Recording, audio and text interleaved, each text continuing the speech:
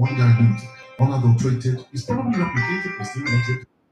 Sports only on the Liberty TV radio. I seriously love listening to it. Hello, everybody. Now when I want to do show, What's up, people? I will come in. I've been witchcraft with that. TV radio. Stay tuned. Liberty TV radio. Redefining broadcasting. Listen. You are Is I will not start to. Liberty TV radio. And Liberty TV radio. We dare to lead. Liberty TV radio. We are not just about radio, TV, or YouTube numbers. We are all about connecting with people and creating of great minds and values.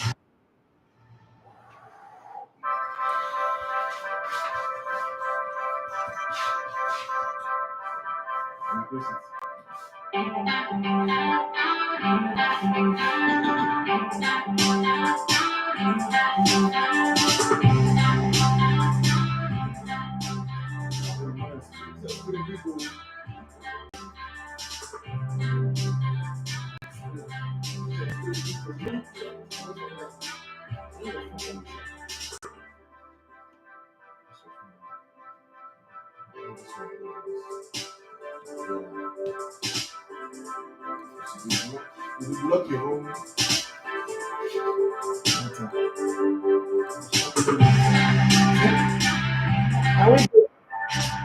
You block camera.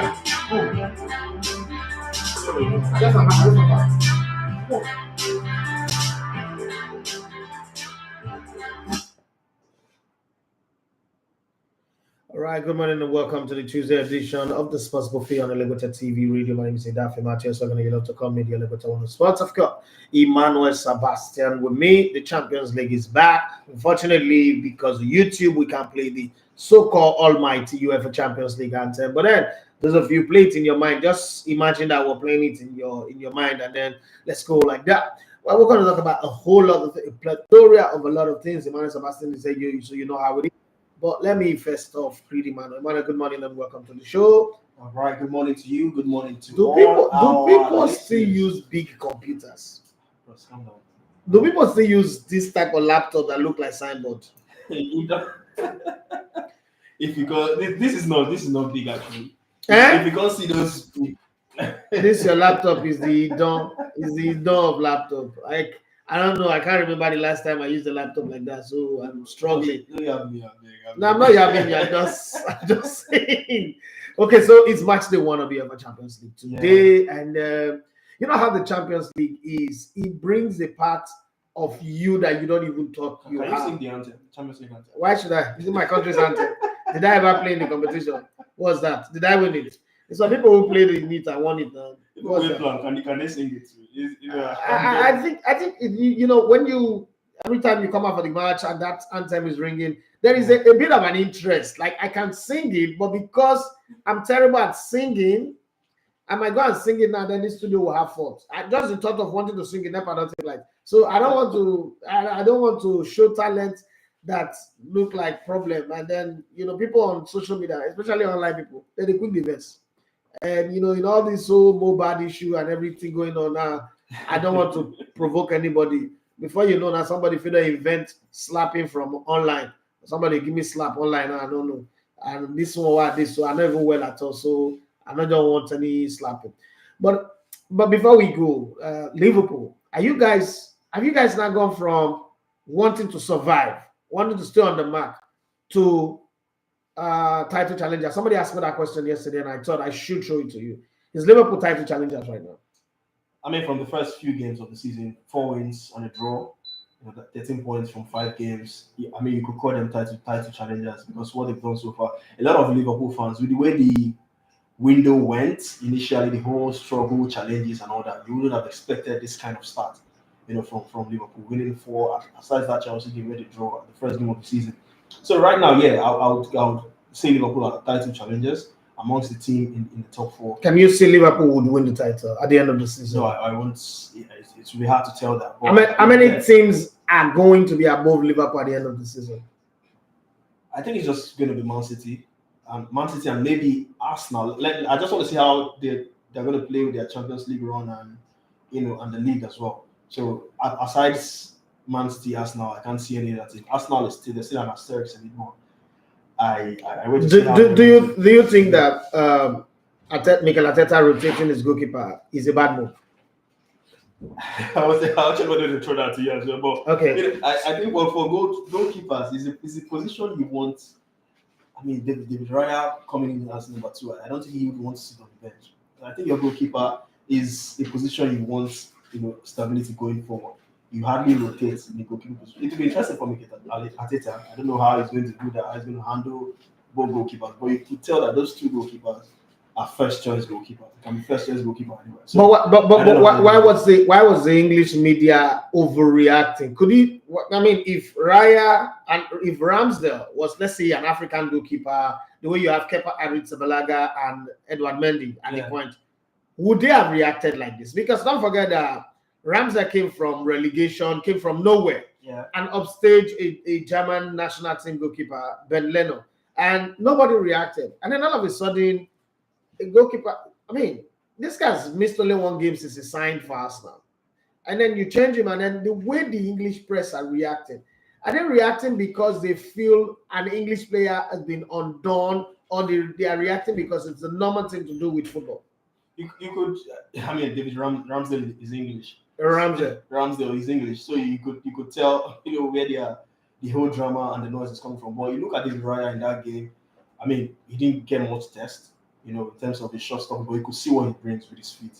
I mean, his distribution was top notch in that game, and you could see that is actually what he brings. That he's better than Ramsdale. What we can see at the moment. So I wouldn't fault Arteta for that. But going forward, I would like to see how he's going to handle the situation with Aaron Ramsdale as well. It's clear you can see what the Raya. Ramsdale definitely comes in tomorrow for the Champions League game against PSV. You think he comes in? I think he comes in directly. But I also think that David Raya, the way he plays, suits the Champions League more than the league. Because the English teams, and that's why I don't think that the English league is as fantastic as people say. The English league is a low block league. There are only 5 or 6 teams that play play from the front foot. Liverpool, Man City, Arsenal, Spurs, and even in some, then Brighton. Brighton are incredible. 30 passes plus before they scored against Man United. Almighty Man United cannot press. Well, we're going to talk about that later on the show.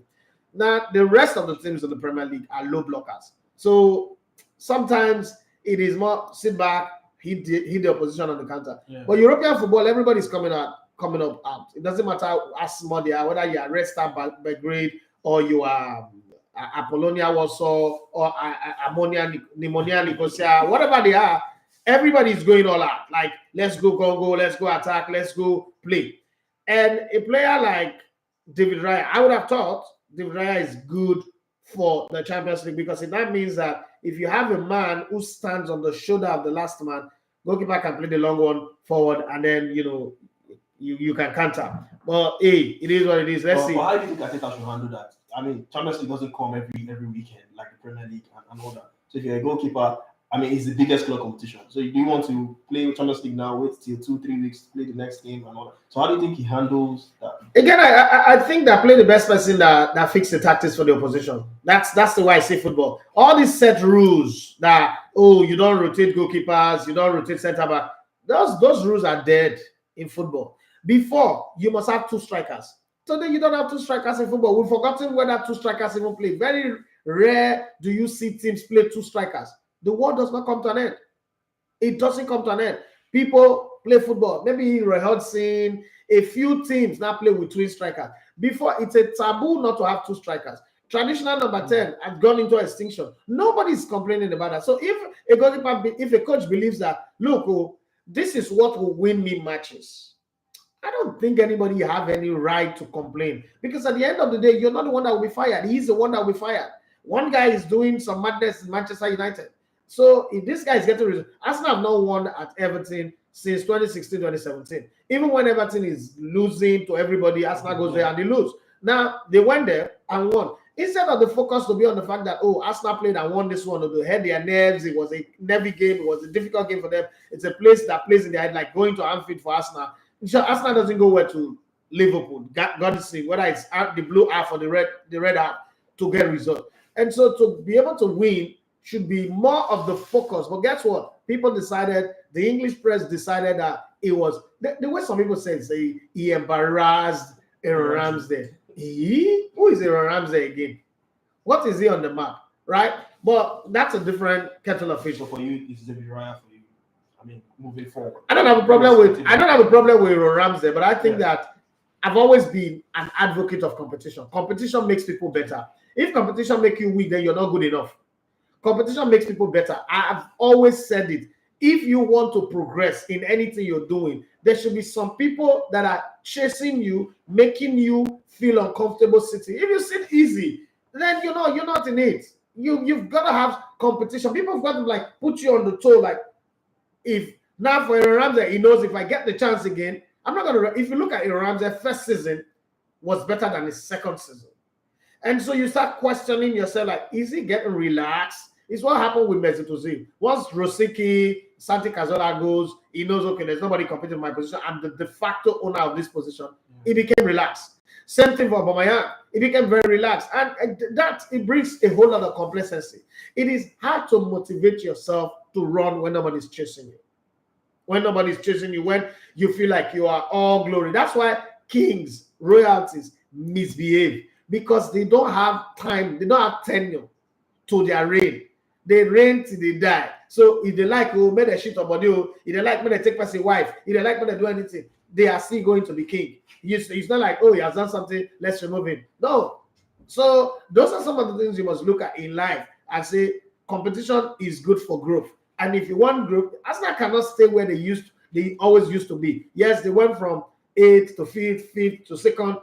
Next level is win something. And to win something, there has to be competition everywhere. I like what he did. People forget that he also dropped Kai Havertz, who's not lived up to the billing. I brought in Fabio Vieira, who's been coming in from the bench and creating goals. And, even though there's no assist accredited to him, but he said Martinelli lose for that goal, if not for the laziness of Eddie Nketiah, that would have been a goal. So for me, I think I want to have competition in my squad. That's the way I coach.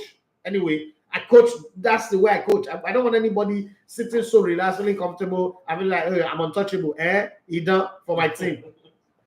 All right, moving on the show, like we started the show on a high note with the UEFA Champions League and all that. So it's back today. UEFA Champions League begins today. And just put it out there that this is going to be the last edition of this structure. Yeah. So, from 92 to now. Till now, yeah. So I don't know what do you make of the new format? Do you think it's something that would, give us this excitement as this 36 teams play 8 games each? The first top 8 go into the round of 16. The other, from 9th to the end, play for a playoff to join the other 8 to make it the round of 16. Do you fancy this new format? I'm not adverse to change. I'm not against change. So when change, I always like, okay, you know me, I'm very adventurous. So for me, I accept the challenge. Bring it on. If there's a mistake, the good thing with transitioning into something else. If you make a mistake, you can easily either fix it or go back to what used to work. It's when you're changing and you do not have, maybe where you're coming from is bad. This one is not bad, but it's become stale. It's become too stereotyped. So they need something different. Maybe to pop up the competition a bit. It will also increase the layer of the sponsors. But before these things come out, okay, so we were having a very long conversation before we started the show. You see, before football changes things like this, some people would have been speaking behind the scene. And please, if you're watching on the YouTube channel, do well to like it, please. And we'll expect your comments. Even though we've not asked a question, you could raise your own question. We will take it. So it's not like, oh, it's Tuesday, we don't have to talk. No, join the conversation and on Instagram as well. So what was I saying? If before anything happens, sponsors, creators would have sat back and say, don't you think that we've been doing the same thing for too long and it's become, everybody's used to it? And one of the things about football is that we should innovate a little bit. So let's try this one and see. Let's put people on the cliff edge a bit and see. So that you don't have a Sevilla who just think, oh, our job is to come third in the Champions League group stage, go to Europa and go and win it again. So let's try a little. So football is like the Roman Empire days, where if the society is feeling too comfortable they will fight. They will create the ruling class will create a fight, and people will fight. That's again bring excitement. If people are being too restive, they create a fight. So that's the same thing with football. I think it's the modern day of the Roman Empire, the Colosseum, the way they used to do this. So I think they're just throwing. They just brought in a new gladiator who came in as a slave when, in actual fact, supposed to be like royalty. I'm talking about Aurelius. What's that man? Decimus, or what's his name is again? The guy in Gladiator. Played by Russell Crowe. So I think that's just what they are bringing in. Now let's shake the waters a little bit and see if the sound will go off, and then we just might discover gold. But then there's also the likelihood of not discovering anything. But let's keep our fingers crossed and see how it goes. I'm very expectant. For those who are wondering what games go down today, Newcastle will have their first baptism of the UEFA Champions League after a very long time. And Newcastle have not won anything in more than 50 years. And it's not a big deal to some people. And it's what I'm explaining to people, that following a football club is not really tied to winning titles. Titles are the reward for what they do in football. But the thing is, it's not really tied to winning title. Maximums, thank you very much, Musty 101, for that. It is more about a culture and a tradition. And that's what Nigerian clubs have not learned. And I guess probably it's what Bendel insurance coach Mondo Dige was trying to communicate. We'll talk about it later. Milan played Newcastle tonight, 7:45. No, 5:45. 5:45, sorry. And Young Boys also play RB Leipzig at home, 5:45. Feyenoord plays Celtic by 8 o'clock. I think Feyenoord will win that one, sharp. Lazio Atletico Madrid, that game is going to be very tight. It's going to be very tight. Lazio on their day, Mauricio Sarri can be a thorn in your flesh. We saw that against Napoli, even though I think this season Napoli are shit. I said that towards the end of last season anyway, that Napoli are not going to defend their title. So if Osimhen needs to move, he should move. They're not going to defend. They're not going to win anything this season anyway. Paris Saint-Germain plays against Dortmund. I think that's a very tough fixture. And then later, at the same time, 8 o'clock, Manchester City start their road to defending their title. The number one priority for Pep Guardiola this season is to defend the Champions League. They've tasted it. They've seen how it is. Come taste and see that the Lord is good. Now they know that the Lord is good. They are going to stick to the Lord. Yeah, Manchester City plays against Red Star Belgrade, 8 o'clock. And Barcelona play at home against Antwerp. That's also a good one. And then you have Shakhtar Donetsk. Every time I see Shakhtar Donetsk, I see, apart from the Ukraine war, I see a team that have produced quite a lot of players back in the day. Very own Julius Efosa Agawa, also part of that. And Okoronkwo, there was one defender, Okoronkwo, I forgot his other name, that also played for them. They're going to play a tricky game hosting FC Porto. And, they play their games in Poland. FC Porto is that kind of thing that can get result anywhere. And on the day they want to also crumble, they go off, like they crumble completely. But I hope that we're in for exciting games. For me, the pick of the pie for me will be Man City, Red Star, Dortmund, Paris Saint-Germain, and then Lazio, Atletico Madrid. No disrespect to Barcelona, but I think I would also, because it's early kickoff, I also like to see the Milan-Newcastle game and see how Newcastle will play. Milan just got the hiding of their life, 5-1 over the weekend. Newcastle also have not won since the opening day there. They won just this weekend, 1-0. Why is that game a 5-5? I don't know. When it comes to fixtures of football, the first thing you consider why fixtures are drawn like this is television. So there's an English team that is playing 8 o'clock. So to put the two English teams at the same time would be difficult. Again, don't forget that there are 3 British teams playing today.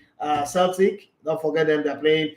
Man City playing, Newcastle are playing. So they have to adjust to one for television's sake. And that does feel like a big game as well. Milan is a big team. Newcastle, with their new fan money and new increased fan base, they already have a very big fan base anyway. But increased fan base means they have to adjust it and give it a special time. That's what I think anyway. On YouTube, some comments are there. Simon Abbott says, great to celebrate at the house. Great to be here this morning on the show. Thank you very much. As Patrick said, I watched that post-match interview and I just laughed. Make him no beat one reporter one day.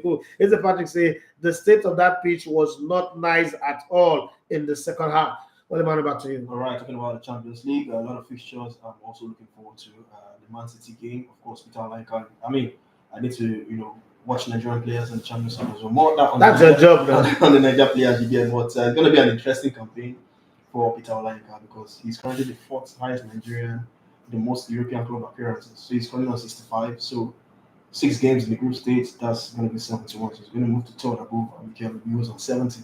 So I hope. So for all those years that Mikel Obi played, he didn't get past 69. He didn't get past. So yeah, Peter Lake has been kind of getting Champions League appearance with Slava Prague. Now he's with Red Star Belgrade as well. It's not going far now. Chelsea used to be constant quarterfinals and semi-finalists. In the Mikel Obi days. Now that Chelsea 9-14. So now the same club. I mean, the same club. Is it the same club? It was back at the bridge this past weekend. I can't remember. Was it the Legends game or something? Yeah, it was a Legend game. Yeah, so it was back. Ronaldinho since I play ball. That players that when you see them hold the ball, you can tell that these guys are very, very good. So yeah, those are the games to look forward to in the Champions League. If you at least sum them up, we also have some games tomorrow, but more update on that on the Nigeria players as regards Nigerian footballers in the Champions League. Let's talk about one team who's in the Champions League. They play tomorrow as well. It's Manchester United.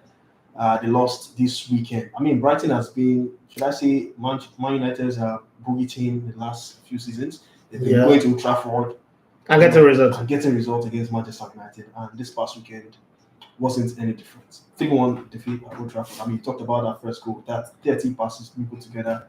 And their former boy, Danny Welbeck, got the first goal for Brighton in that game. But, I mean, Manchester United, Erik Ten Hag, this is a man, his first season, he got a trophy, the Carabao Cup in his first season. A lot of United fans are like, okay, yes, he's going to build on it. He knows his job, he's going to build on it. Where has it gone wrong for Erik Ten Hag? And what is he doing right? Or what is he doing wrong? I don't know. I think sometimes when you try to force things too much, it become a problem. And then coaching a team, managing a team, I'm going to put the blame on Erik Ten Hag because every other manager that have come before him will blame them for not getting the team going. And when people say that it is the Glazers, it's hard for me to say it's the Glazers because they spend money. When you ask for money, you want this player, you want Anthony, they gave you. You want Martinez in the first, they gave you. Almost everybody you wanted, you get. What's the other guy in midfield that they bought again? They bought a player in midfield. Amrabat.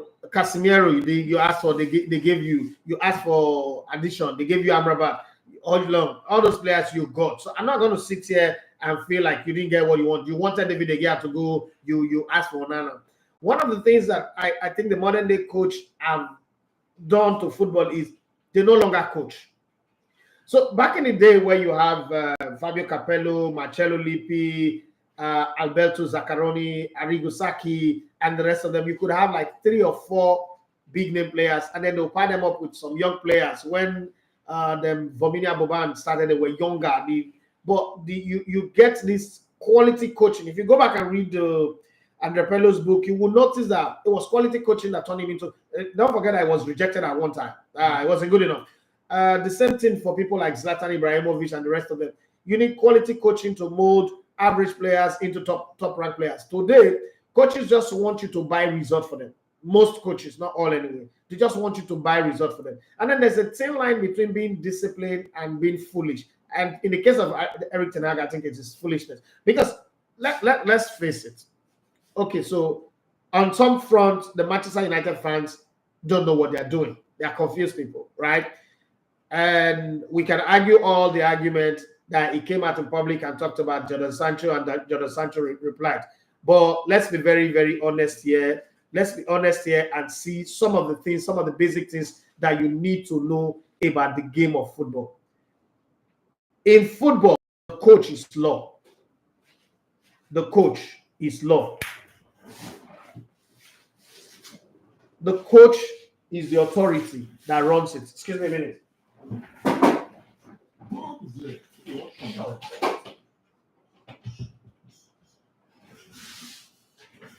So like I was saying, in football, the coach is law. It's not a democracy per se. It's not let us negotiate it. You can't negotiate in football. You stand for what is good and say this is the right thing. And we're having technical issues in the studio in case you see how that the place is.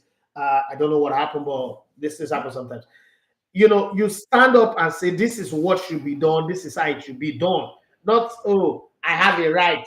I should do this or I should do that. You can't do that in football. So when a coach says you're not fit enough, you're not fit enough.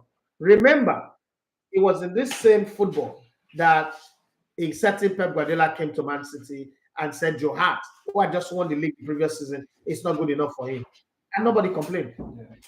Julian Lescott, not good enough for him. Nobody complained. And then, last season, the season before last season, João Cancelo was the best player at Man City.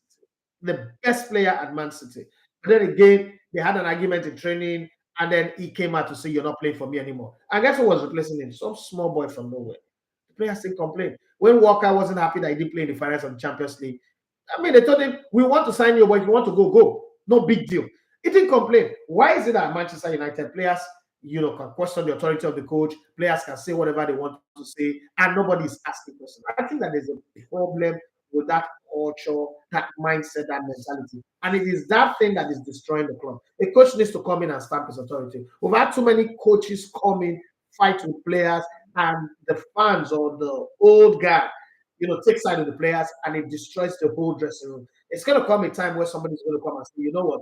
I am the Lord of the ring. I am the one in charge. I am the de facto supreme ruler of this team. Nobody is above me." And then you have a management that backs him and say, "Whatever you want to do, get it going." You understand? You need to get to that place. And it is not getting to that place. That's the real problem that Manchester United have. Because a player like Jadon Sancho, I'm not saying he's not a big player, but he's like it or not. Jadon Sancho is a key. And if a coach says, "You're not training to my standard, to what I want," I don't think anybody should question the coach, because this is how it is. You are a student in class, you write exam, a teacher marks you, right? Yeah. And if the teacher says your use of grammar or your use of word did not suit the language or the thesis that he wanted, I don't think you should go out there in public and begin to attack I know that this is the era of social media, but there are just some things that are not acceptable, right? Because it's like disciplining a soldier, and the soldier goes out and say his commandant, his general, his major, or his captain, anybody that is above his superior, does not know what they're saying, that they're scapegoating him. You can't do that. You sign up to play. There are certain things you can't do as a professional. So you're not footballer. part of those people who say Ten Hag should have, defended Sancho, even though the question was thrown at him, and all that. There's a way he could have answered it. No, listen. Even if my coach makes a mistake, it's not up on me to go out there and fight back immediately. The fact that Jadon Sancho even went to delete it means he admitted that he made a mistake. Because if you did not make a mistake, there is nothing to delete. You stand by it, right? Let's not forget how one of the greatest servants of Manchester United, Roy Keane, was kicked out of the club. You know how he was kicked out of the club? This is a player that was begged to sign for Manchester United. He had already had a deal. The reason he didn't sign for Blackburn Rovers was because there was no pen in the office of the coach. On the Friday, he went there. And as he was leaving the office, Alex Ferguson called his father in Ireland, and then they told him to come to Manchester. By Monday, they were announcing him as a Manchester United player. Played well. The run to the Champions League, we still cannot forget his performance against Juventus in Turin, right? All of that, the reason why he was kicked out of Manchester United unceremoniously was because he granted Manchester United TV, not Sky Sports, not BBC, not ITV, not external TV. He granted an interview on an in-house TV, which can be edited, or you can say, okay, delete it and move on. And we move on and case closed. But guess what? Alex Ferguson was not having any of it. He wasn't happy about it. He was pissed off, and that's how they cut him off. How did they cut off Rio Ferdinand from Manchester United? Are we going to talk about Yapstan? Or are we going to talk about the amazing goal scorer, Ruud van Nistelrooy? Nobody said anything. I'm not saying that Alex Ferguson's model is everything people will follow, but his model of running the club might be bad, but his model of coaching is not bad. So you have to look at yourself and say, what does this modern day player want? And then you look at the current players of Manchester United. Rashford plays like his father is the owner of the world. Because I don't know whether he went to a church where they sing he's got the whole world in his hand, and he thinks that that's his father that they're singing about. Because the way he behaves, first off, he behaves like he's not supposed to be a team player. He doesn't track back. He gets the ball. He shoots unnecessarily when Rasmus Hojlund is open in clear sight. I'm not a Man United fan, so don't say, "Oh, Man United fan is ranting." I'm not a Man United fan. So I've got nothing to do with them. As a matter of fact, their sufferings, I enjoy seeing them suffering. It makes sense to watch Man United suffer. But let's call it spade a spade. The players of Manchester United are rotting, over pampered, and spoiled. And if Erik Ten Hag is smart, he should start using young players. That's why I would forever love Pep Guardiola. That's also why I stood with Mikel Arteta when he had the Ozil and Aubameyang case. Anytime in any football club, in any football culture, where the player's head is not bigger than that of the coach, there's going to be a problem with that team. And in Manchester United currently, the head of the players is bigger than the coach. The coach just have a shiny bar head, like somebody who use a pig or take rubber head. There is nothing big about him. So nobody really give a hoot about it. Nobody respects him. Nobody values what he does or what he says. Because if they do, they'll be afraid of consequence, of repercussion of certain actions. And I've not seen it. So let me give you one very good example of Jose Mourinho letting people know who is Lord in Chelsea. It's a very long time ago. He substituted in a player, is it Bolarouche? I can't remember, but it's a fullback, put him in, and within 15 minutes, sub him out. Because it was a case of, I send you message. This is what I ask you to go and do. You are there doing the thing that you like. And okay, you can't play my team.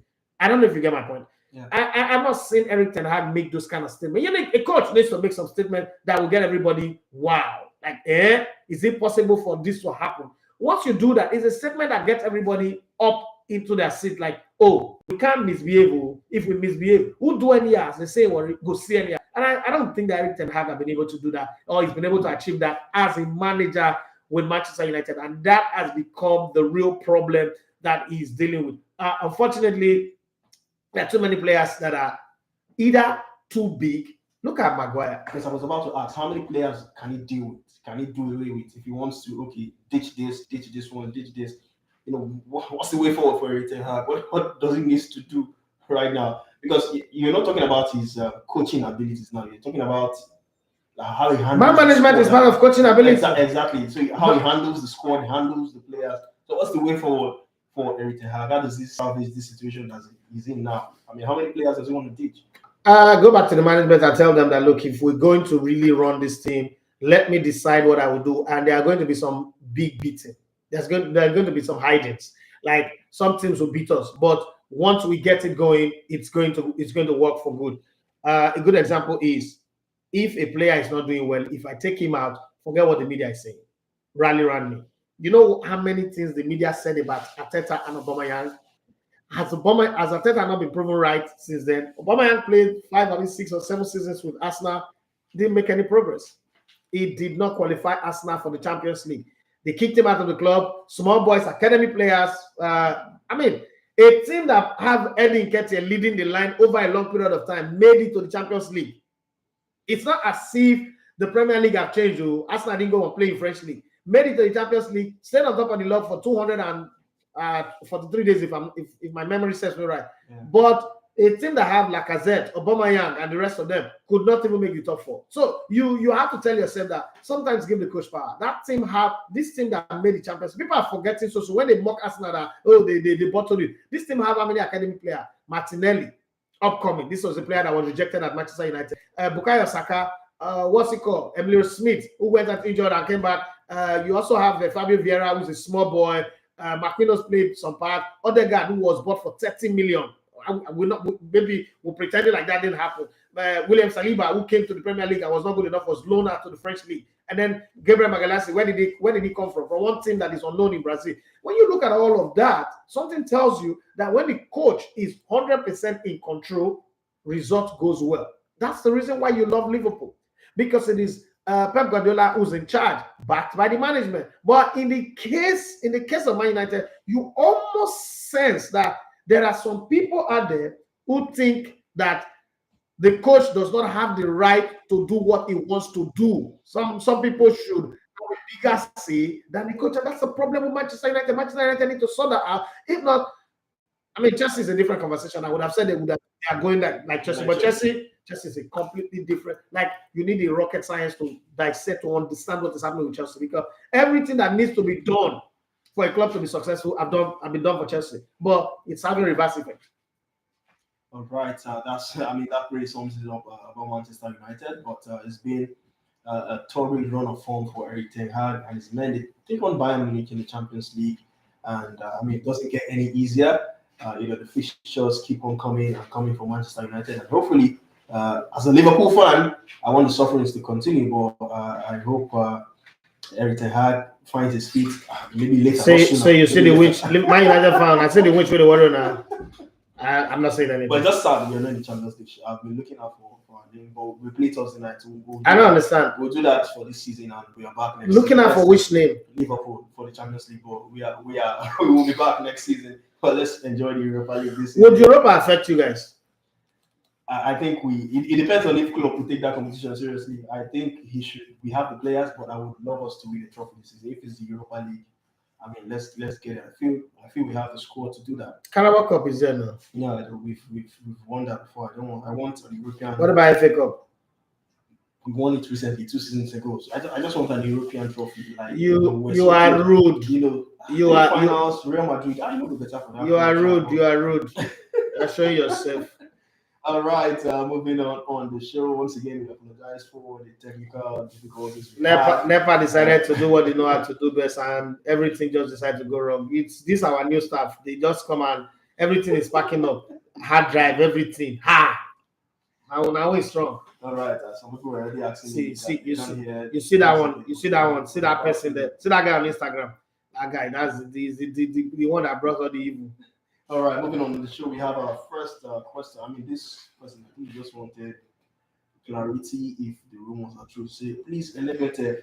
Is it true that Star Times and Super Sports are jostling for the TV rights for the MPFL? If not me, I will go with Super Sports. Can you please throw more light on this tussle between these two TV? First off, there is no tussle between Star Times and Super Sports. I don't know where. I've heard that thing. I've seen it online. So many people have talked about it.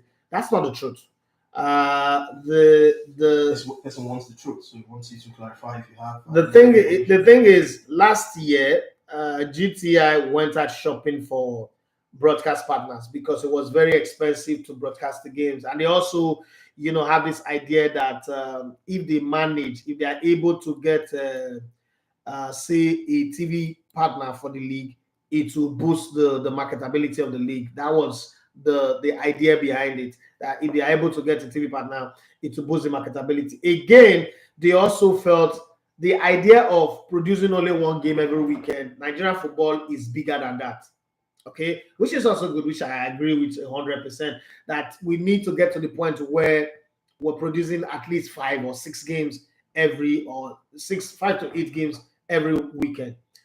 So Propel Sports came in with the idea of AI, and it's not new. It's the AI cameras. These cameras that we're talking about, Honorable Onome brought one of it to Kano in 2017, where my company started. I remember I was there at Bristol Hotel in Kano, where he showed us that camera and that this is what they're planning to use for the league. But the problem there was that custom didn't clear the camera, and then there was some discrepancies. They went back. So this same technology is now available. I've seen the clips that they did, and they quickly realized that they need to do some correction, like the camera does not have reverse angle. So you might not be able to view the bench and see some of those fun things that you can see. It's just one angle. And they've agreed to infuse additional camera, 2 or 3 additional camera to it. One, it reduces manpower, which is, in terms of money, we don't have that money. So you should accept it. Me that is talking, it means that I'm out of business, right? I enjoyed producing the league last season. But this thing is bigger than me. It's bigger than me, right? So in May, if I'm not mistaken, when we went to, I think it was in May, May or before May, where they signed up with Propel Sports. Yeah. At that time, they had reached out to DSTV, they had reached out to Super Sports and Star Times and everybody. Remember that Star Times had initially said they would take the broadcast rights of the league, just 2 games, for 10 years at 500 million naira per annum, which is 5 billion naira. It does look like big money, but it's chicken feed. And the organizers, the financial partners, GTI refused, and IMC also refused. So they got Propel. People talk about $5 million for the league. The $5 million is not from the league. It's the value of the service that they will bring. Because a lot of people say they're bringing 5 million. No, they're not bringing 5 million. The value of what they are bringing is 5 million. It's like the Nike deal with the NFL, $3 million on paper. But in reality, that's the worth of the equipment that they will give us. Equipment means jerseys, training kits, and all that. That's the value. So the value of what they are bringing is valued at $5 million. So they signed a 5-year contract to say you have 8 games to put on your OTT platform. Create an app like the MPFL app. Then the contract is a 5-year contract, but with a clause that says you have 2 years to do and meet certain conditions. If you meet those conditions, then we would, activate the other 3 years to make it 5 years. Then all of a sudden, StarTimes showed up. I made an offer which I can't disclose right now, and they are going back and forth. StarTimes say, okay, they don't want 2 games anymore. They want all the games. But the league have already signed a contract, a valid contract with Propel Sports. If they go and revoke it, they will stay in court forever. And Propel Sports is not a Nigerian company, so they are at liberty to stress Nigerians, and they might take us to a court in Scotland or Ireland or somewhere, and the court injunction, they might go to ICJ, International Court of Justice, and put our league on hold. So again, the league is saying, no, we can't give you all of that. And StarTimes, let's be honest, to God, StarTimes cannot produce 10 games in a season. There is not a media house in Nigeria, DSTV included, that can produce 10 games in a season. There is not one across the whole season. Yes, that can produce 10 games every weekend. Now, nobody get the capacity. We'll produce this league. We know that last season we had 3 companies producing the league. Guess what? Every time you are producing, it's the same people that are working for that company. I'm the guy that changed it. When I brought in Moda and the rest, I'm the guy that changed it. It was the same crew that everybody was rotating. I said, no, I don't like this. Because again, when you bring them, the problem with it was that you bring people and you tell them, this is what I want to achieve. And they tell you, no, this is not what we do for Team 33. This is not what we do for Andre. No, I said, you're not working for Andre. You're working for me. I need a drone shot. I need additional effect. No, just leave it. It's not Nigerian league. Let's leave it just basic. No, I don't want basic. I want something that will be remarkable. But people don't see it like that because, again, people think that anything that is Nigeria should be done substandard. But that's why we changed it. But having said that, we still do not have capacity for 10 games. But they're going back and forth. We will see how it goes. I think this week it's not looking like the league will still not take off this weekend. Oh, really? That's the way it's looking. They've not come out. There's no official statement from me. But for those people out there, the guy who has a question, DSTV is not in the running. They've not made any offer. And I can confidently say here that DSTV does not want to broadcast the Nigerian league. That's the truth. Let's call some people out. The biggest problem that Nigeria have, let me tell you Nigeria's biggest problem, is that useless company called NTA. And I don't say this to disrespect them, but if NTA was up and running, was doing what they are supposed to do, was spending the funding that they are getting, doing their business properly, a DSTV cannot come and hold Nigerians to ransom. Cannot come and tell us that we must watch foreign football. Again, I told somebody the other day, I said, you know that in England, this England way when I talk so, then they show their league for England like that too. That's why their stadium they full. So if they find local TV to show you English football, it doesn't show there. Again, if you have friends across 3 different European countries, reach out to them and ask them this question. In your country, say somebody's in Germany, how much interest do they have in the Premier League? Next to 0. They don't have any interest. You know why? They go to their stadium. It is here. We always talk who is showing the league, who is broadcasting the league. How about you ask, how do I go to the stadium? Nigerians now only has una be cripple. Is this a country of cripple? When they go stadium, because that's the first thing that we need. If we really want our league to be good, the people should go to stadium, people should pay, and then that money, you not start. Because if I'm paying you as a club, I can demand what you're doing with the money. But when you sit at home, you want it comfort, you want everything to be done for you. If you put a video, you put out a video of a naked person or some people doing rubbish, you will see 10 million people viewing it. The same Nigerians who now this same league when they claim say they like so did you not just put out a video yesterday? Maybe 20, maybe 30 views on this side with 9 comments. If that same timeline, you can put one naked video for this channel now. That time you will see everybody become pastor one advice me. Oh, Idafe, you have spoiled. We're on a distance. One and this is one I need to comment for the other content we'll do. So I think It's a collective. Everybody needs to find a way to be part of the league. If not, we will be running in this same circle continuously, suffering ourselves, squeezing ourselves in a tight corner, and insulting ourselves across WhatsApp group, Twitter, Instagram, TikTok, everywhere, and not making progress. I just hope that we eventually find it. But answer to the question, DSTV have never been part of it. DSTV does not want to show Nigerian League. All right, I hope that is clear. For you that have that question, you didn't drop your name, but I've taken your questions to the 11-1 Sport. Now, still talking about the MPFL, since this person has taken us to the MPFL. We saw Bendel Insurance and Rivers United in CAF Confederations Cup action this past weekend. I mean, here's the part we was talking about the pitch in Benin. I mean, it was raining all day on Saturday, if you remember. Yeah. So I think the rain really affected the pitch, but it's not the best of pitches, but I think it's decent enough. We've seen games there. Benin is not that bad. Yeah, it's not that bad. Benin is not really that bad, let's be honest. So the rain really affected everything because it really rained cats and dogs on Saturday. But yeah, we saw a fantastic game. Bendel Insurance, 2 goals apiece against RS Berkane, former CAF Confederations Cup champion. Confederations Cup champions. Yeah, for Rivers United. The defending champion of the competition. So for Rivers United, they went to they played the Burkina Faso team in Ivory Coast. No goals in that one, 0-0. Return leg would be in Nigeria here in Port Harcourt. But I mean, what do you make of these 2 results before we go to the reactions from Monday Odige? Let me just give a quick response to somebody's question. Simon Abba say, is the Manchester United job bigger than ETH? I mean, he was a decent coach at Ajax and did well with the team while there. Yes, the job is bigger, way bigger than him. He can't handle it. Continue. All right. So yeah, what do you make of these 2 results for Bendel Insurance? I mean, we were here talking about what to be a good result. In, I think the week. What would be a good result for Bendel Insurance going into Morocco for the second leg and everybody's asking for a prediction. Oh God! It was like, I mean, bad result for Bendel Insurance. I don't know how else you can look at it, but in the previous round, they went to Aso Chiefs away. You went ahead on penalties and qualified. So do you see that happening again? Bendel Insurance have shown a tradition of a team that is very hard to defeat. Mm-hmm. That's the reason why they hold the longest unbeaten run in Nigerian League. 8 wins and 13 draws, if I'm not mistaken, 21 game unbeaten. So if we go by their recent history and tradition, they can still go away and draw and then win on penalties. It's not an impossible task.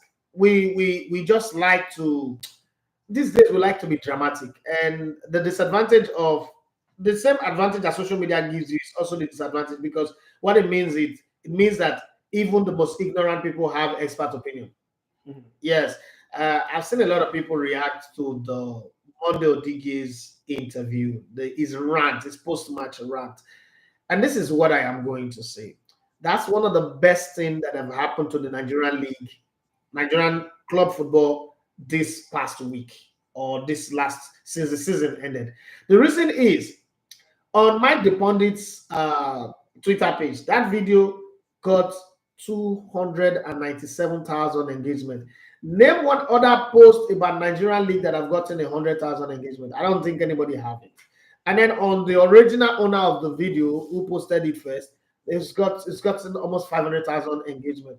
Whether you like it or not, what that has done, over 1 million people that have seen that video across different platforms, they now articles carrying embedded the they now have an idea. Some people now know Mondo Dige, that's one, don't know Bendel Insurance. There's a talk around them, and that's why we're having them on this conversation. That's what your league needs. When in 1995, Erik Cantona did the Kung Fu kick against Crystal Palace players, as bad as it was, he brought a lot of people who were not even pro football lovers into the game. There are going to be those moments. There are going to be those such crazy moments. It's not even negative. It's not negative. He was asking a question. You think that people have an idea of how coaches should behave. Just the same way, I remember when I was in Brilliant, when I say something on air, somebody will come and say, that is unprofessional. And I was like, okay, what is professional about broadcasting? I don't understand. Most of the things that I used to say and do back in the day that people say is unprofessional, it's not the in thing in broadcasting. It's not the thing that if you don't do it, you're not going to go viral again. You're not going to get views. People, radio stations own and now pay people to do like that. People like Gary Neville, Jamie Carragher get paid £4.7 million to go off point with their opinion, with their views. to be very, very controversial. But back in the day, I remember people used to call my former chairman and call him and say, "Yo, your boy will destroy this hard work that you put in place." I don't know what I destroyed, because I left down the stage. Nobody's listening to the station again. And I don't understand. But back in the day, he would destroy. His opinion are so upside down. What is the opinion? 2013, I said Man United are going to go 10 years without smelling the title. That's a bad opinion. Today, I don't know, gone 10 years exactly. I don't want the league title. 2013, I said next year, 2020, what's it called? 2014, Germany are going to win the World Cup. Messi and Argentina will be in the final, but they will cry. People say, why would I say that? It's not about what you think I should say or not. This is what broadcasting is. If Stephen A. Smith says it in ESPN, he's a legend because he gets paid $13.7 million per annum. If Edafe says it in Nigeria, it's controversial, it's rude. You understand? So we now have a system where for a Nigerian, there are certain things you shouldn't do. That same rant, if Jose Mourinho make that rant, that will be the biggest moment of television in the weekend or in the week for football.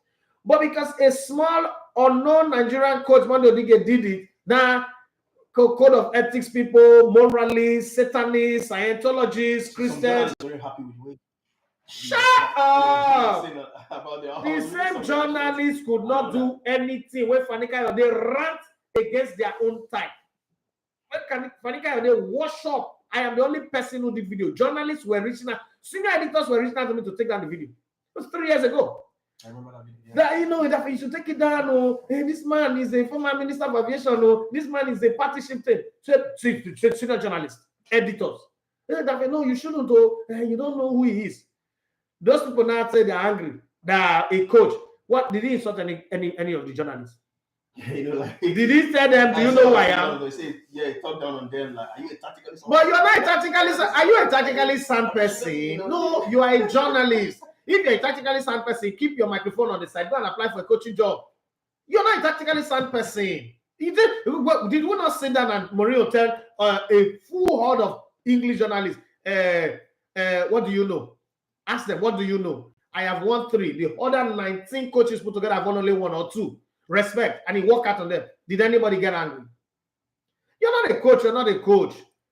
And what Mondodige said is the same thing that Nigerian journalists have been saying over the years, that, hey, Nigerian, we are all about results. That's why we do HTT. We should be about participation and growth. The man has repeated the same thing that journalists have been saying over the years. He's not a bad person. I don't understand. I am not understanding. It's only journalists that have the right to say these things, but coach cannot say it. You know how much pressure the man is. That this man is the coach of a team in Edo State, where they are locking the deputy governor out of his office, where the deputy governor cannot get access to a state function. The place where right now there is war, the roads are terrible, everything is bad, everything is not going well. It's a case of what I ordered versus what I got.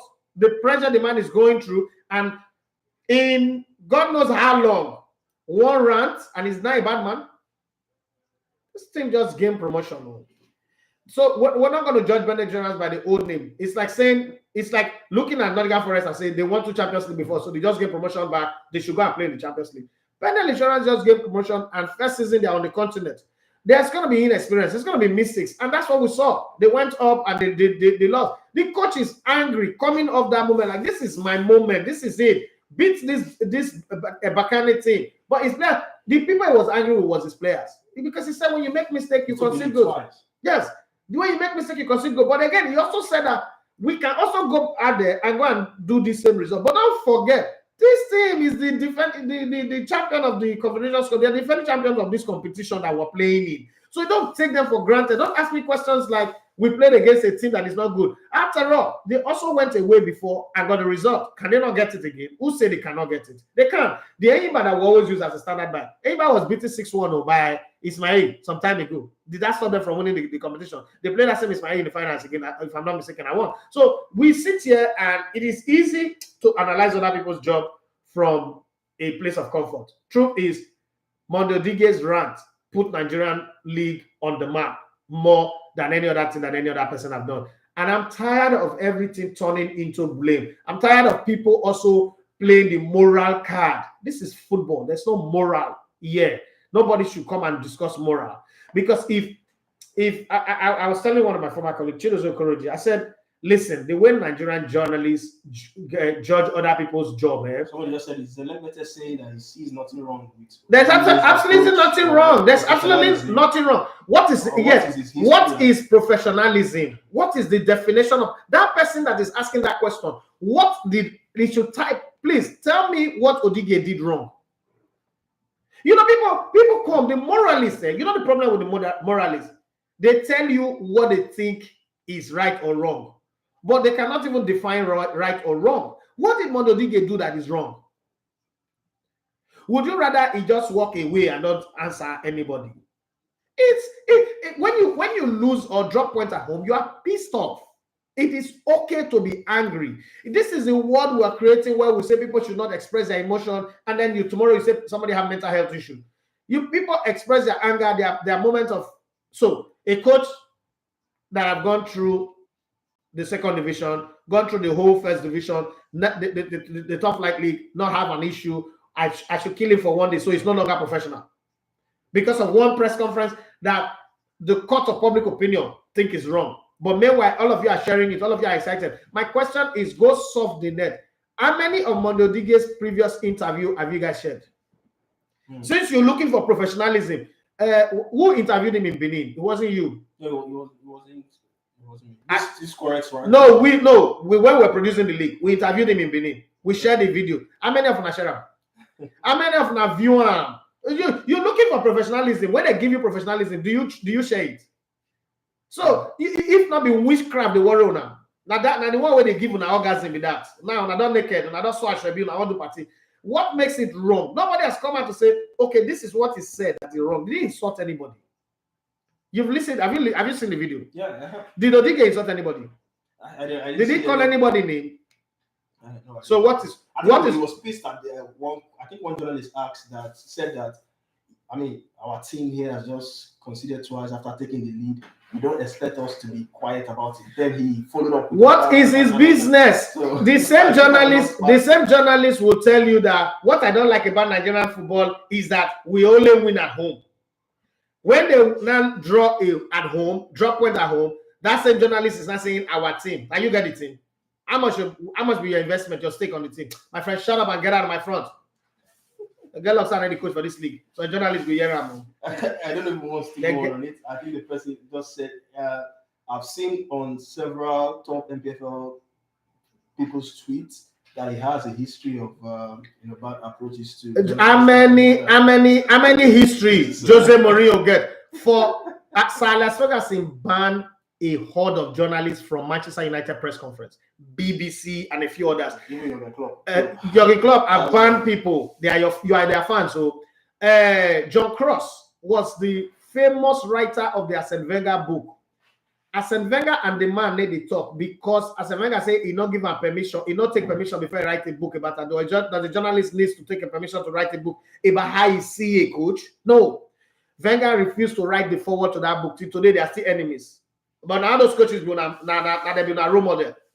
My friend, when I stop all this nonsense, what they do? You see, we need to get to the point where we need to understand that these rules that people create. First of all, don't forget that for 10 or so years or 12 years, I was the biggest bad boy of Nigerian radio. I was worse than Dennis Rodman. I keep saying it that if to say Murphy, Sean, and the rest no leave Brilla, by now, I would not commit suicide. You know why? All these fans, all the people where they say that my fans, so hey man, you're number one fan, you're number one fan. Now lie you. They were waiting to hear say it a thief or Yaras girl or one thing, but they don't hear any of those things. Now me even come out because they say I was fired. They were shocked, like, oh, you were fired. I thought you just slept. No, I was fired for doing the right thing, for using my spare time to do something for myself. And then people start.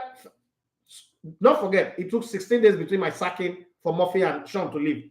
Before Murphy and Sean leave, people were already on Twitter insulting the living daylight out of me. The same me where somebody thought say, God killed my mother in 2010. You don't forget. I was on air because I said Manchester United beating Barcelona in a friendly match, preseason match in the US was inconsequential. Somebody called in on the radio. I said, that was the day my mom died. Though. I said, now this is your Mumu analysis. We're not the professional. Now I make God kill your mama. Now, hold on. What is unprofessional in me saying Manchester United winning a game in a preseason is inconsequential? Those are the kind of people you want me to listen to, that they're saying something about Mondo Digi. People will not know how many players make a football team. People will not know what they go on behind the scene. You want me to listen to their more opinion when I don't know anything. No, I can't tell you, you are not professional. How can you say that? Shut up. You don't know anything. Keep quiet. You go to the hospital. Yesterday, I was having tightness on my chest. I went to the hospital and they say it could be something close to cardiac, blah, blah, blah. They almost admit me. Okay. I didn't argue with the doctor. That's his professional opinion. I'm here again doing my show. The doctor told me yesterday that I'm not going to do this show. Like, I need to stay in the hospital for like another 10 days. Not me there, they do show. So sometimes people who don't know anything, may they keep quiet. Mondo Dige did not insult anybody.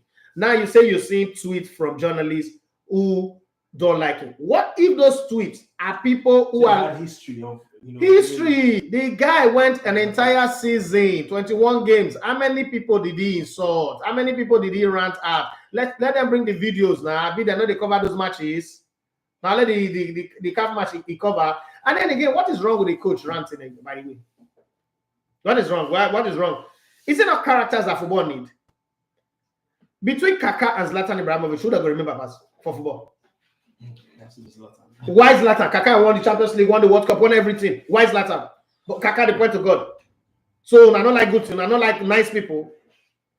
So it's funny. We still talk about Eric Cantona, but I can call 50 or 100 players from that generation, and people will say, who be that? Because they were nice. So football in itself is a game for the bad people. It's a game for people who have character. And for once in Nigerian League, we have a coach that have character. We should be celebrating Mondo Dige, not tearing down. All right, I think that's your take on that. For those of you who wants to know more, I think you can find this video somewhere on the YouTube channel. You can still drop your comments and all that. But just to let you know, it was the first leg game that was played. The reverse fixture is going to be played on Friday, the 29th of September, not this Friday, the next one, away at Morocco. So yeah, Bendel have their work cut out for them. For Rivers United, pretty straightforward. Do you think they would sell the ticket here in Rivers? They should, but there's nothing that is straightforward in football. We are angry that Bendel drew here, but we're happy that Rivers United went away to go and draw. What kind of people are we? Are we not evil people? Why is the journalists in Ivory Coast not feeling bad, or the journalists in where is the club from? Burkina Faso. The journalists in Burkina Faso not feeling angry that their team went to Ivory Coast to go and play against a Nigerian team and draw. So the hypocrisy of our people should be put into test too. All right. So yeah, those are the updates from the CAF Confederation Cup. I'm wait to see who progresses into the group stage of the competition. So yeah, of that competition, rather, have no team. League will go knocked out in the preliminary round. So, yeah, just the Confederation Cup. We hope both teams make it. I mean, anything is possible for Bendel Insurance. They did it in the previous round, even though now it's a tougher opposition. But we still believe they are going to do something in Morocco. Moving on the show, let's talk about the Super Falcons and Onome Ebi. I mean, the list was released for the WAFCON qualifier against Sao Tome that Super Eagles just trashed. Yeah. And Onome Ebi. Their women's team. The way you're making it look like our guests are going to play their men. Guy, be coming down now. Onome Ebi was included in that list. And I mean, I've not seen any good comments about her inclusion. Like 40 years old, she should retire. That was what people are saying. She should retire. She put out a tweet of a collage of our pictures, and guess the song in the background. I don't know if you saw it. Guess the song in the background. Let them talk. I don't know if you know that song. Yeah. You could tell what she's trying to do and all that. But I mean, why force people to retire if she feels she can still go on? I mean, one of the talk is because she's clubless. There's been some discrepancies about what club she plays for. On the list that was released by the NFL, we saw Nigeria Hotels. And quite a number of people were shocked. When did she join Nigeria Hotels? This and that. She's 40, she should retire and all that. What's your take on that? Do you want to force people to retire? I mean, she's 40. I don't know. I don't know what you make of the whole Onome situation and all that. Messi is still going to play in the next World Cup. Cristiano Ronaldo might still play in the next World Cup. The thing about Nigerians is, like I've said before, we think we know other people's job better than they do. And that's the bad part. A team of 23 is invited. No matter how you do your substitution, only 18 players can play. And not even up to 18, only 16 players, sorry, because you have 5 substitutes. Yeah. And then if you have a concussion, according to the rule, you can, after you made all those substitutions, if you have a concussion, you can make one. So 17 actually, not 18. That's the highest you can go in terms of substitution. That's the highest. So if you have 23 players, the wealth of experience of Onome, the games that they substituted are in during the World Cup, I didn't see anyone where she was found wanting. Our experience came through. The coaches that train these players in training, see them. Nigerians don't even go to the training to watch them play. Nigerians don't see this thing. A player that is good enough to make it to the World Cup and even come in where some other players are on the bench and the coach, this is not a Nigerian coach now that I say, oh, they bribe him more. The coach does not trust them to put them in the game. And we've had one of our best World Cup outing ever. You say she should retire. How is that even normal in a conversation? Harry Maguire still makes the England national team. He doesn't play. Kevin Phillips still makes the England national team. He's not played football since forever. Anaconda, she's clubless or something. She keeps getting called up. So when we talk about people being clubless, the national team, there is a level of performance you would have put up that makes the coach think you're useful. Again, call up to the national team is not just to play. There are certain people whose presence is to guide the young ones. She didn't even play at the World Cup. She didn't play many games. You understand? She came in for 2 games, cameo performance. Ohale was there. Do you really think that the coaches will say, oh, Onome, start this game? Again, we were supposed to play Satome and Principe, right? That's the team we're supposed to play. Yeah. Are we even supposed to invite all the big players against that team? That'd be crazy, Warriors. Are we really supposed to invite anybody from abroad? Can't we just say, Rashida Tajibade, focus on your club? Assistant Oshola, focus all this. Michelle Aloze, focus on your medical work and your club. Houston, she plays in Houston, right? Focus on your club. We're going to take players from Bayelsa United, FC Robo, all of this, the Rivers Angels, and play this. Those Satana and Principe won't come Nigeria, come beat us. Those guys won't come beat us. I want for Nigerians, so I don't have a problem. The decision to retire is that of a player. We've done these things over the years. They work. That's how we force Olise out of the national team. We force Finidi George out of the national team. At some point, we start calling people like Okocha Tired Legs. We start calling Utaka, Agali. It's like, we didn't reach the place where we go reason say, our papa follow this foolishness. We shouldn't be following it. If somebody can play, the same us go talk, say, for Europe, science, nutrition, and everything have changed the retirement age from 30 to 40 and going forward. The one that we have that was supposed to be celebrating that she's keeping herself. Now, woman. Meaning at 40, Onome has still kept herself so well that she doesn't have all those marital issues, children issues. She's still playing in the national team. Why are we forcing her to retire? Like, what would we gain if she retired? The same thing we do with Ahmed Musa. How does their invitation to camp even affect the team? Every team, they are not blocking anybody's space. There is no younger one that their space have been blocked. There is not a person. No player block the space to another player. That's just the truth. If you not invite on maybe the players who they not invite, they're not going to see invited. Should somebody say now Ode Gallo now they block the road for them Siridesas? Ode Gallo not come up for Spiders. Have they invited Siridesas?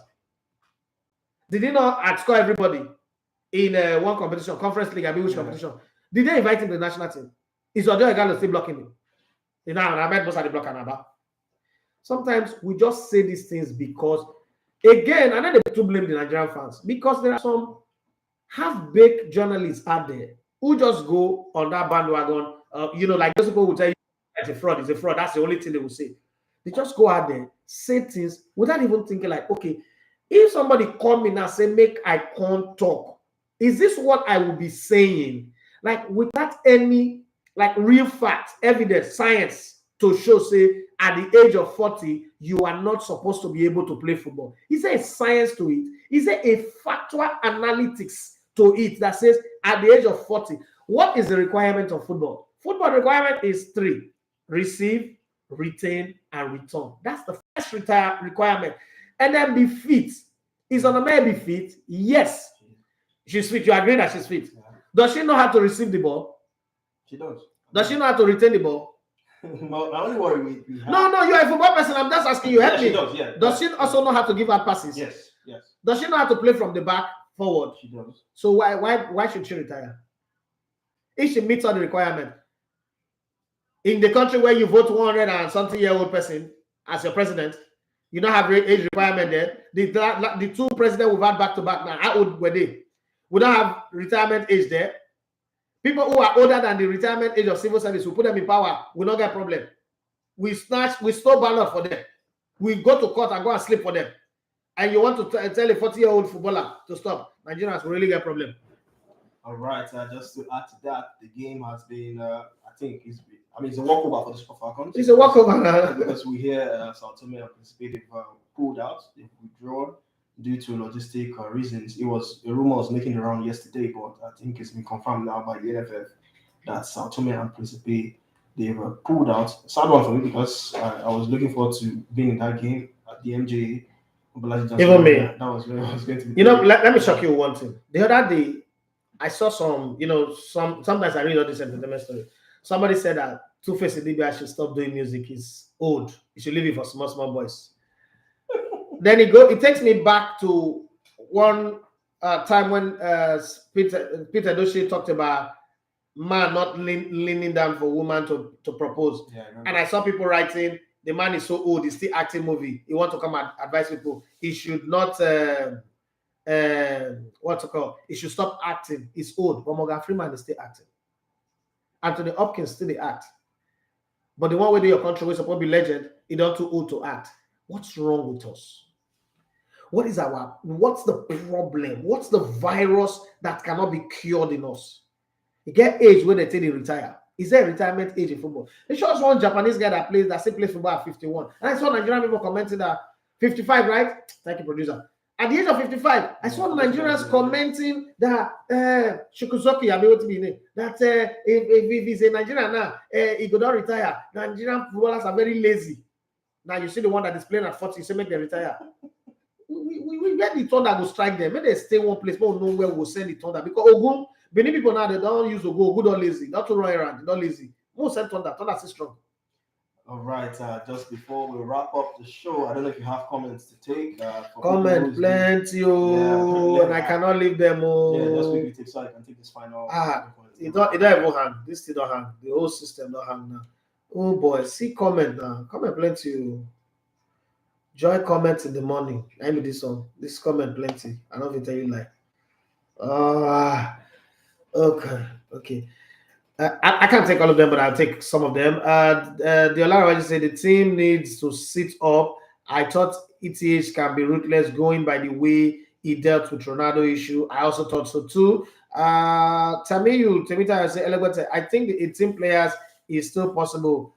Case study starting 11, 5 sub in 90 minutes, 16 plus in the extra time of cup games at 17. A concussion happens and it turns out it turns 18, or is that not possible? I think that's also possible. I never looked at it from that side. Thank you very much. Leo de Bonjour was, he said, I have here listening your analysis, and it gave me joy to know we have someone like you who says it the way it is. More grace, boss, make una get a better day. Thank you very much. And I mean, you say Zlatan, Zanetti, and Buffon get called up at age 40. Now, sometimes we talk anyhow, Sha. Okay, I didn't even remember to mention all this. We just complain unnecessarily. Anything. Maybe one person just make a wrong presentation. We just jump on it. Some things we shouldn't even say. I'm always of the opinion that something where you don't know anything about, keep quiet. It not make you be a bad person. It just give you the personality of somebody who won't learn. If I hear people talk about finance, I pay attention. I'm not an expert.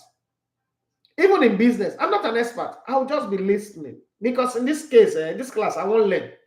But I get some things where I'm not so good at. Football, I'm good at it. I go speak. But when they talk about even parenthood, I listen. Yes, I have an 11-year-old son, a 9-year-old daughter, a 4-year-old son. I'm still learning. There's so many things to learn. Healthcare, hygiene, I'm learning.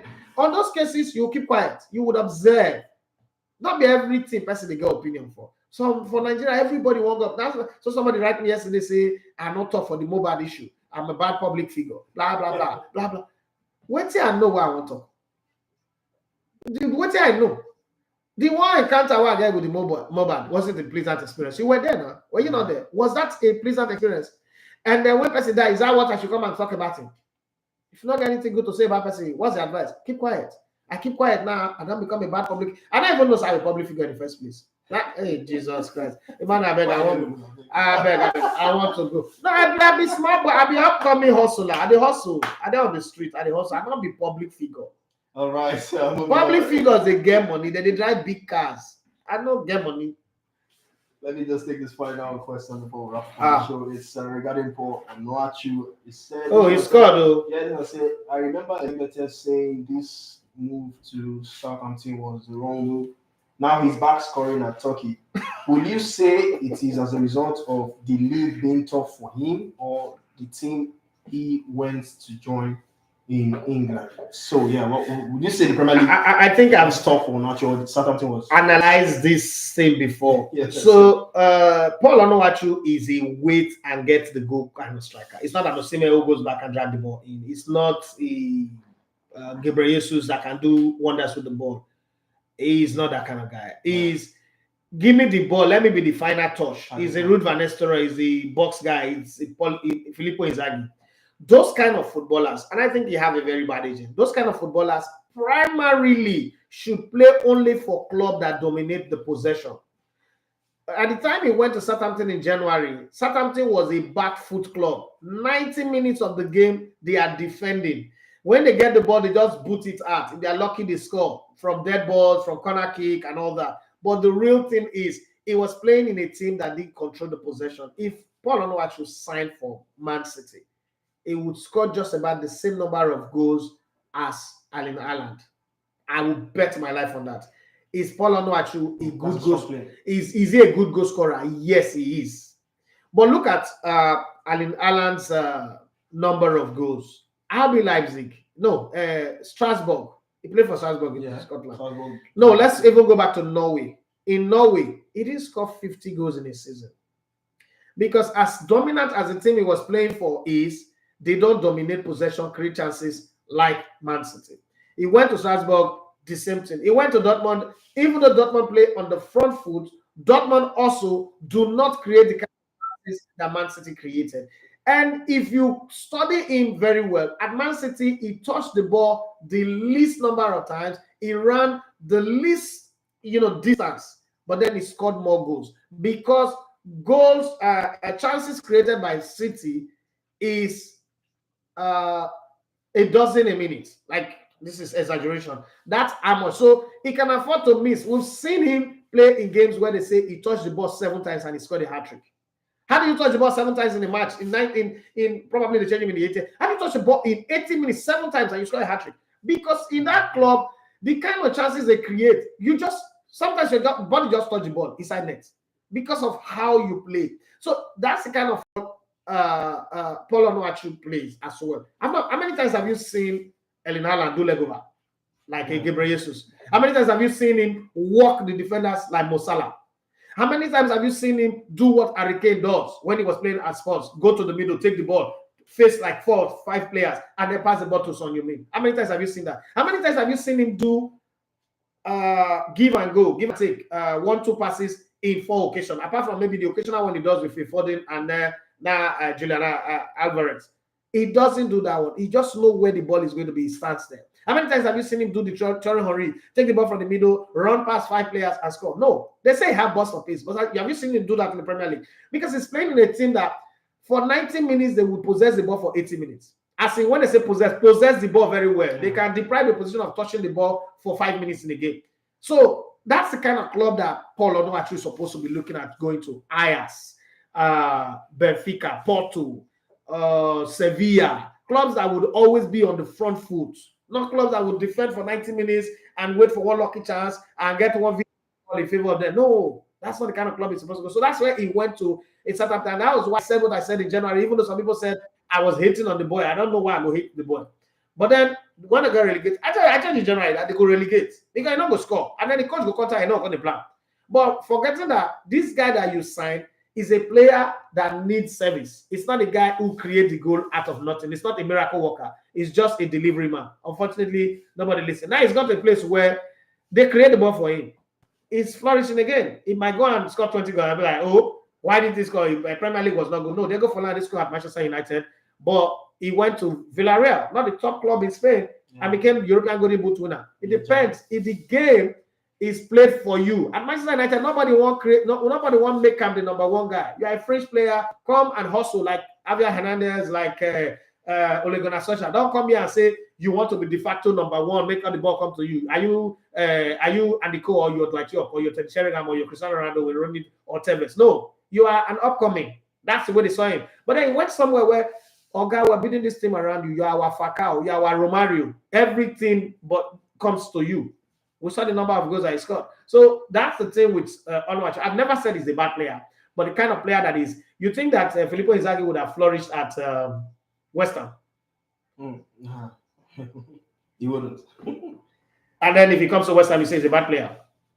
I think that's what happened to him. Let's talk about West Ham. I remember the strike and the signs. Scamacca. Yeah. Because Scamacca is another Filippo Inzaghi. He stayed there and scored a flashing goal. Immobile, Ciro Immobile. You think if he come to West Ham or Southampton or Nottingham Forest, it would be highest goal scorer every 2 seasons. All right, with that, we've come to the end of the show today. Just to add to that, for Onachi, it was a debut goal, 3-0 win for Trabzonspor against Besiktas in the Turkish Super League. Still a few comments coming in, but so we got to end the show. This one said, at some point I couldn't hear you guys, but at the later end I got to hear you again. So yeah, like I said, sorry for the technical issues we had on the show. Up next is the Niger Players GPS. Quite a lot to talk about on the show. So it's a wrap from me. So we'll come away again next time. Continue to keep it locked here on Elevator TV radio. Final words from you, and we get on the spot before we wrap up. Well, I want to say thank you to the guys who stayed, even with all the technical problems that we have. Thank you very much. And thank you for the guys who on YouTube liking, commenting, and subscribing to our channel. God bless you. We just put out something on a new content around the MPFL.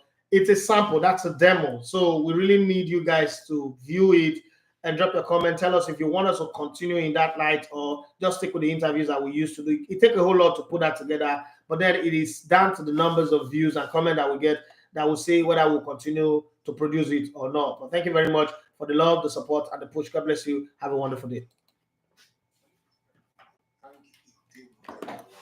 My name, Talking Sports, is my game, and I am the greatest. I love listening to Elevator TV radio. For undiluted, unadulterated, it's probably replicated but still not duplicated. It's sports only on Elevator TV radio. I seriously love listening to it. Hello, everybody.